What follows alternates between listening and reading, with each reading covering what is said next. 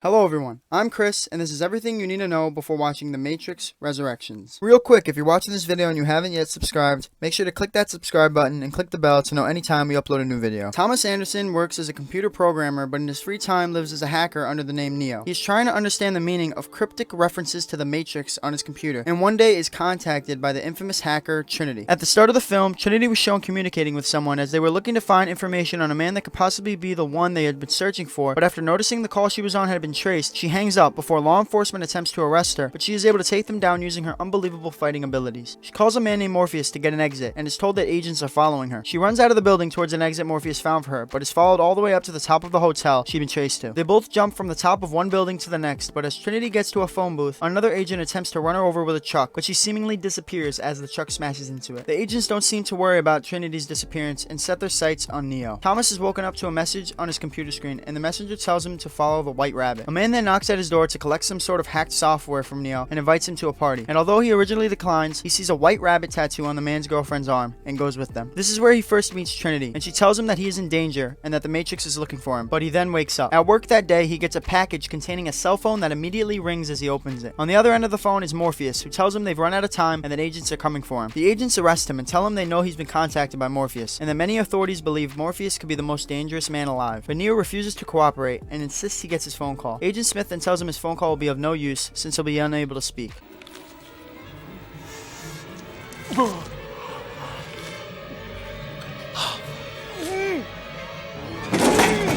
The agents then put a bug in his stomach, saying he's going to help them whether he wants to or not, before he wakes up once again. Soon after waking up, he's called by Morpheus, who says the agents don't know how important he is, and if they did, he'd probably be dead. Neo agrees to meet and heads to the Adam Street Bridge, where he is picked up by Trinity along with two of her associates, Apoc and Switch. They use a machine to take the bug out of his stomach that had been put there by the agents, although Neo was under the belief that it had been a dream. He is brought to a room and is finally introduced to Morpheus. Morpheus explains to Neo that the Matrix is the world that has been pulled over his eyes to blind him from the truth. He then offers Neo a blue pill and a red pill, with the blue pill allowing him to wake up in his bed and believe whatever he wants to believe, and the red pill allowing him to see the Matrix for himself. Remember, all I'm offering is the truth, nothing more.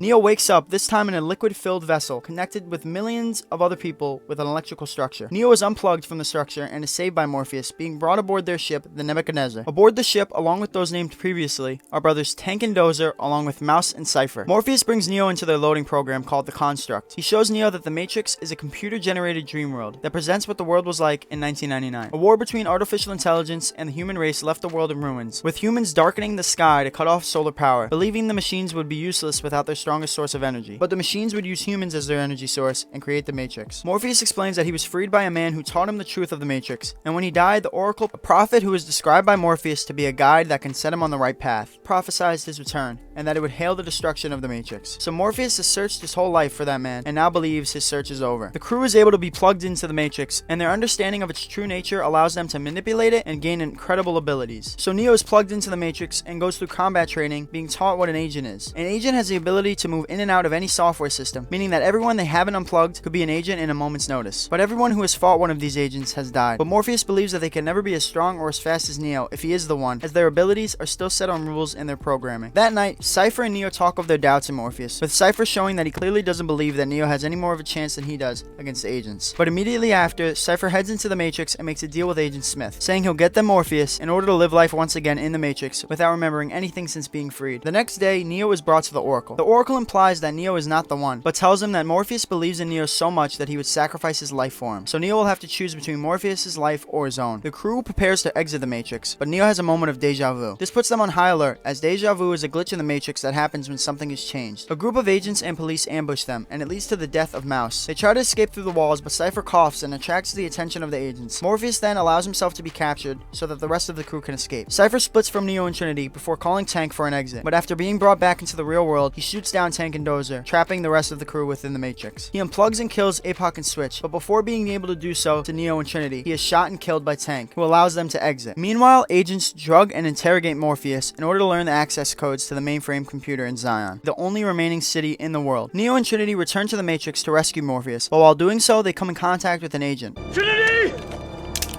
Help!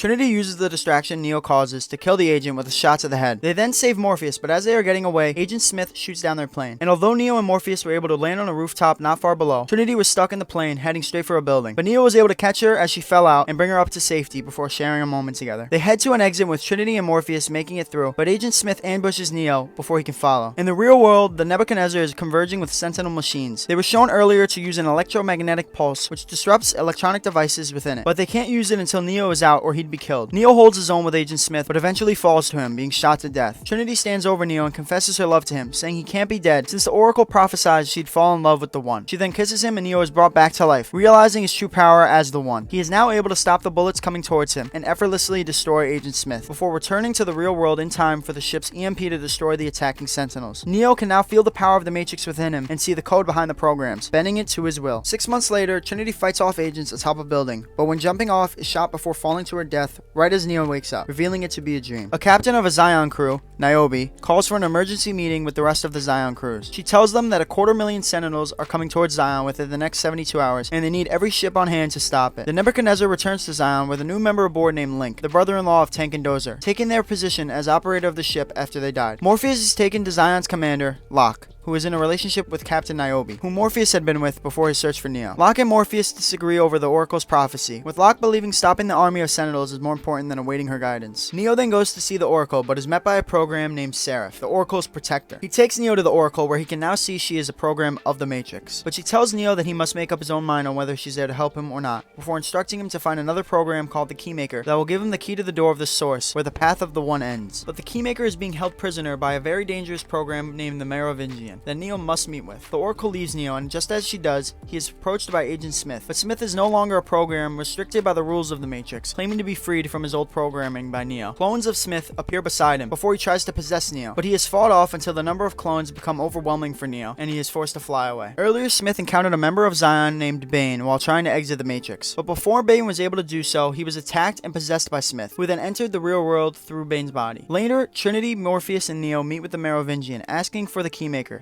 but he refuses, believing he has no reason to give him up. His wife Persephone explains she has grown tired of her husband's attitude and infidelity, and leads them to the Keymaker. But as they leave, they must fight off the Merovingian's skilled guards as well as the ghostly twins. They are able to fight them off, but are soon attacked by agents. Niobe and her crew then show up to help them escape, being sent there by Zion's council to find the Nebuchadnezzar. Crews of the Nebuchadnezzar, Vigilant, and Logos put a plan in place to help the Keymaker and Neo reach the Source, with the crews destroying the power to prevent a destructive security system from being triggered when they open the door to the Source. But while carrying out the plan, a Sentinel throws a bomb at the Vigilant's ship in the real world, killing all of the crew members, including those plugged into the Matrix. Trinity is forced against Neo's wishes to enter the Matrix in order to carry out the plan, destroying the backup security station herself. But while escaping, she is followed by an agent. Meanwhile, Neo, Morpheus, and the Keymaker approach the door leading to the Source, but are attacked by Smiths. They are able to get past them though, with the Keymaker opening the door, but while doing so, he was shot down by the Smiths. As he dies, he gives Neo the key to the Source, and Neo enters. He is met by the creator of the Matrix, called the Architect. The Architect informs Neo that there have been multiple versions of the Matrix, and 6 versions of the One within them. The One being the result of a fundamental flaw within the Matrix, where only 99% of test subjects would accept it, but further explains that they have prepared for the One, and he is just another means of control within the Matrix. Bullshit.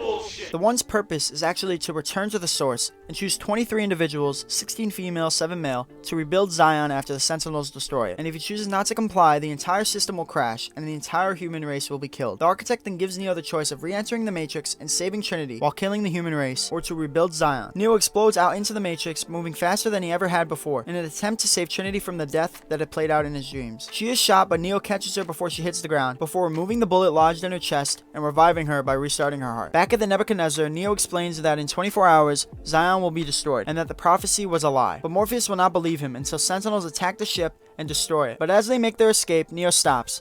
Something's different. What? I can feel them. He is able to shut down the Sentinels, but in doing so collapses from exhaustion. The crew is picked up by another ship named the Hammer. Captain of the ship, Roland, explains to them the failure of the battle against the machines that had just taken place in the real world. The Caduceus set off an EMP before the ships were in position, and resulted in multiple ships going down and allowing the machines to break through, killing all but one member, with that one member being Bane, still possessed by Smith. Neo wakes up inside of the Matrix and is approached by a little girl named Sati. Sati is the daughter of two separate programs, being a physical form of love within machines. He is trapped in the Mobile Avenue, a separate virtual world used as a smuggling portal for exile programs to get into the Matrix, and for programs inside the Matrix to be smuggled into the machine world, controlled by the Train Man. Morpheus and Trinity meet with the Oracle, who has taken the form of a new shell, and she guides them to the Merovingian, he being who the Train Man works for. They show up to the Merovingian's nightclub and force him at gunpoint to release Neo. Once released, Neo meets with the Oracle, and she explains that the power of the One extends beyond the Matrix, reaching all the way back to its connection to the Source. She then warns him of Smith, describing him as Neo's exact negative that will soon have the power to destroy the Matrix and everyone within it. Everything that has a beginning has an end. Soon after Neo leaves the Oracle, an army of Smiths arrive and possess her, gaining her powers of precognition, or being able to see the future. Back in the real world, Neo announces he needs a ship to travel to Machine City, and although he doesn't explain why, Niobe lets him take the Logos ship, being previously told by the Oracle she'd have to choose whether to help Neo or not. But once on the ship, Bane attacks Trinity and holds her hostage. Bane had earlier killed a member of the Hammer's crew and snuck onto the Logos. He threatens to kill Trinity if Neo doesn't give himself up, and when he does, Smith reveals himself to the bewilderment of Neo. But when he attempts to kill Neo, Trinity takes out the electricity, allowing Neo to fight back. But during the struggle, Smith cauterizes Neo's eyes and blinds him. Neo, though, can still see the program of Smith and is able to kill this form of Smith with a blow to the head. Back in Zion, the battle against the machines ensues, with many casualties, but Niobe is able to fly the hammer through the gates of Zion before setting off an EMP that finishes off the Sentinels, while in turn knocking out nearly all of Zion's remaining defenses, allowing the next swarm of Sentinels to likely kill them all. As Neo and Trinity enter Machine City, they are attacked by Sentinels, and with too many for Neo to take on single-handedly, Trinity must fly the ship upward above the clouds, disabling the pursuing Sentinels as well as the ship's engine, seeing the first glimpse of real sunlight and a blue sky. The ship then falls directly towards the city and crashes into a tower. Trinity is fatally wounded, but tells Neo that she believes in him before dying in his arms. Neo enters the city to come to a deal with the machines. He warns them of Smith being beyond their control and offers to stop him in exchange for peace. The Sentinels swarming into Zion respond by standing down as the machines provide Neo with a connection to the Matrix. It is now completely populated by Smiths, with the Oracle Smith coming forward, stating his victory has already been foreseen. They fight throughout the Matrix, and just as in the first battle, Neo is overpowered by Smith. Everything that has a beginning has an end. Smith attempts to assimilate Neo and is seemingly successful, but in the real world, Neo is consumed by the energy within the connection to the machines, allowing him to destroy Smith from within. Zion! Zion, it's over! It's over! The war is over! The war is over! The Sentinels back away from Zion as Neo is unplugged from the Matrix, being carried away by the machines. Morpheus and Niobe embrace. While back in the Matrix, the Oracle reappears, being approached by the Architect. After asking what will happen to those who want out of the Matrix, she is told they will be freed, before Seraph and Sati approach her, with Sati's creation of a sunrise representing a new dawn on the world of the Matrix. And that was everything you need to know before watching The Matrix Resurrections, releasing December 22nd. If you like this video, make sure to leave a like and subscribe to the channel, and I'll talk to you again soon.